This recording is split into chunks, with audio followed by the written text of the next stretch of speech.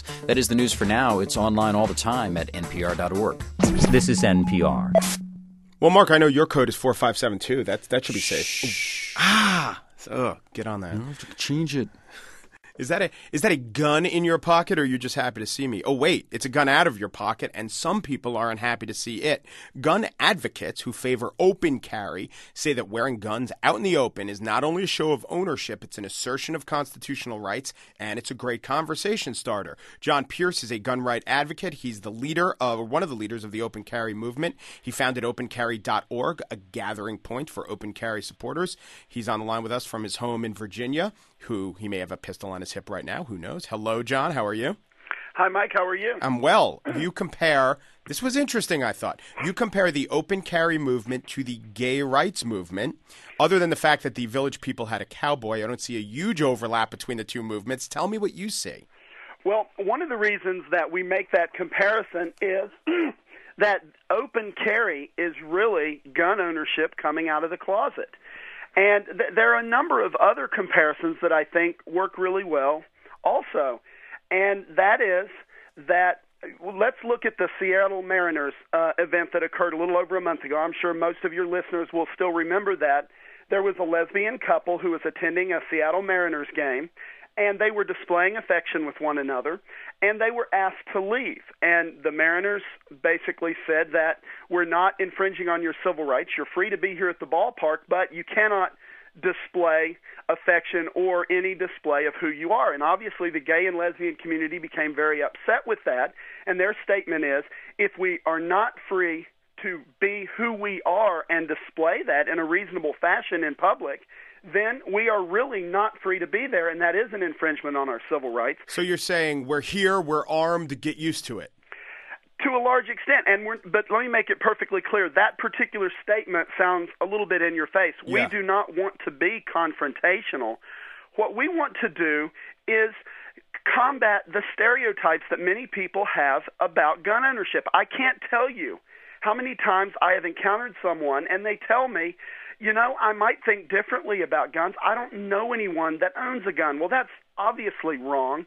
A vast majority of American households have guns in them, but people, because we've allowed this social stigma of guns somehow being unwholesome to be perpetuated, people tend to treat them as something that has to be kept out of sight.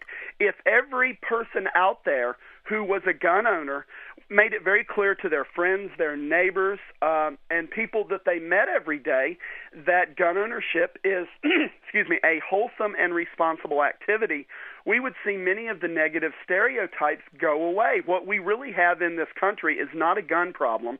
We have a gang and drug problem where they happen to use firearms in their bids to control each other's territory. That's I don't know the same as law-abiding gun owners being a problem. I don't know that if the word wholesome is what an opponent comes to mind. I think it's more a safety issue. So when you carry your gun openly in the holster, is the holster, double locked? What safety steps do you take? Well, obviously, when you're open carrying a firearm, being able to retain that firearm is one of your primary concerns. And most people who open carry in some form of a retention holster. There's a variety of them that are sold. Some have straps that go across the top of the firearm. Others have a locking nut that goes on the side of the firearm. But yes, that is a very important aspect of open carry, and people take that seriously. There is an argument for concealed carry laws, which are growing in popularity. And one of the arguments is if the criminals don't know who's armed, it might stop crime. What does open carry do to that argument? Well, first of all, the argument that if the criminals don't know who is armed, then they'll treat everyone more respectfully is a valid argument. And I'm not disputing that at all, but that's in the general. In the more specific, open carry deters crime in your particular instance, and I have a great example of that. One of our members here in Virginia, earlier this year, went to his bank. He open carried, as he does every day when he makes his deposit. The bank personnel are very familiar with him. He was standing there speaking with the teller, chatting a little bit after having made his deposit, when suddenly the teller's eyes go wide. She looks past him and ducks a little bit. he turns around, doesn't see anything, asks her what's wrong. Turns out a man with a ski mask had ran through the door, saw the gun on his hip, and turned and fled back out the door. He had stopped a robbery without even having seen the man. What kind of reactions do you get when you wear your gun? People come up to you. Well, I'm sure you have supporters saying good job, but what about everyone else?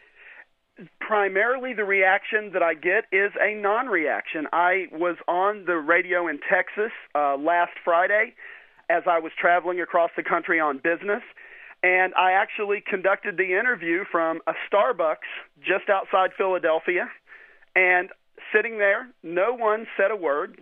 Everywhere around me were people drinking their lattes and children. No one ever says anything. What about law enforcement when they roll up to you and say, "Sir, what are you doing with that gun?" What's that interaction like? I have never had any really interesting law enforcement encounters. We do have members on our forum, and might I ask if I can mention our website again? It's www.opencarry.org. Mm-hmm. But some of our members have had law enforcement encounters. The vast majority of them are positive. Some of them do tend to go into negative areas, and that's usually where we then become involved and try and work to improve the understanding of law enforcement in that area. Well, I read on your site that what usually happens is there's, a half-hour interaction, and the person with the gun explains that it's in his right, and I usually find that cops don't like the law being explained to them. And I also would imagine, I'm not black, but let's say you're a black guy in the South with, exercising his constitutional rights, and you've got a gun in a holster, and then a cop rolls up to you and says, "What are you doing with that?" It could be a nightmarish type encounter. Has that ever come up? Well, the nightmarish is really such a broad term. I don't believe in the way that you're using the word nightmarish. However, if I don't know if you or any of your listeners were able to see the Nightline piece they did last Wednesday night. If not, it's available on the main page at opencarry.org. But one of our members in Virginia, a gentleman by the name of Dan Moore, had that very experience. He's a very active young black man who open carries, and his experiences with law enforcement have been more, shall we say, energetic than those of us who are white. And so I do believe there is some of that comes into play, especially if the person in question lives in a neighborhood where law enforcement activities are more pronounced than they are in others. We do have to leave it there, but I want to thank you, and we mentioned the site a few times. It's opencarry.org, and you are John Pierce, gun rights activist. Thanks very much, John. Thank you, Mike. Okay. Coming up, Current TV's Sarah Haskins will talk about the presidential candidate's efforts to woo the ladies and the latest GMAT cheating scandal, all on the Bryant Park Project from NPR News.